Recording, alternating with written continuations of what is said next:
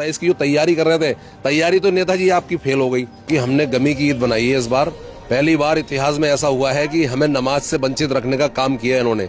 और जैसे तैसे नमाज तो क्योंकि हमारे ऊपर फर्ज है इसलिए हमने अदा की, लेकिन वो नमाज हमने कैसे अदा की हमारा अल्लाह जानता है और हम जानते हैं। रो रहे थे हम, ये हाथ फैला के दुआ मांग रहे थे जो हमारे साथ गलत कर रहा है अल्लाह ताला उसको तू ठीक रख, क्योंकि हम इस्लाम जो है कभी भी किसी को गलत कहने का पैगाम नहीं देता।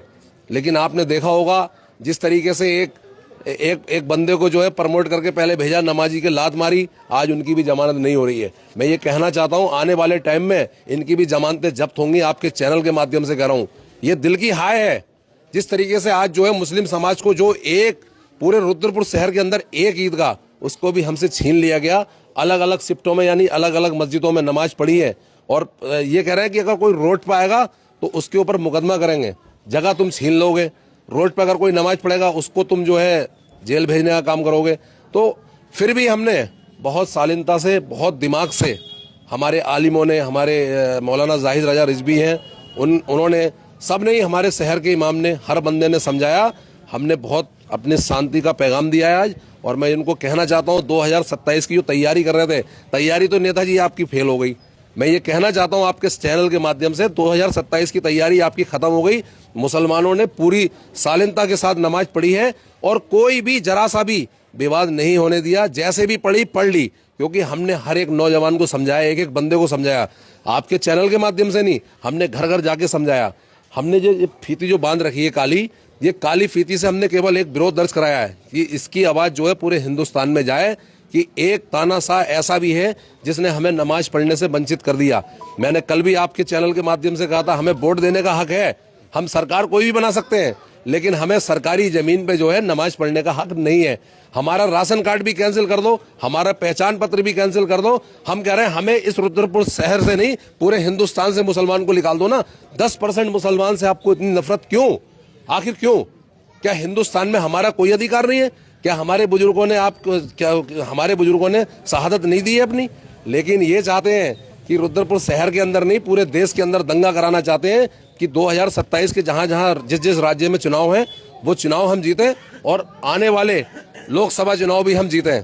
ये केवल भाजपा को देखते हुए आप, केवल इनका एक ही एजेंडा है, गलत चलाना, मुसलमान को लैंड जिहादी कहना और मजार के नाम पे, मदरसे के नाम पे। नमाज पढ़ने वालों से 70 रुपए लेने का भी जो है आरोप लगाया है कि 70 रुपए लिए जाते थे। आखिरकार उन पैसों का कहाँ इस्तेमाल होता था?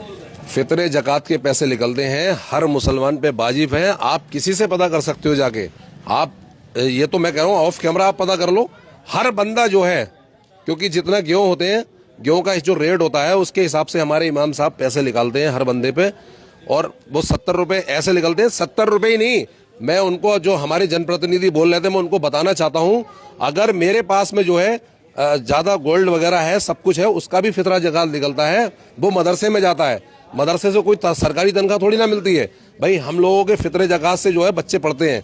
मैं उनको कहना चाहता हूँ, वो जो कह रहे थे ना कि 70 रुपए जो है ईदगाह कमेटी ले रही है, किसी ईदगाह कमेटी के पास नहीं जाता। आपके चैनल के माध्यम से कह रहा हूँ मैं, 70 रुपए जो जाते हैं वो बच्चों के भविष्य के लिए जाते हैं।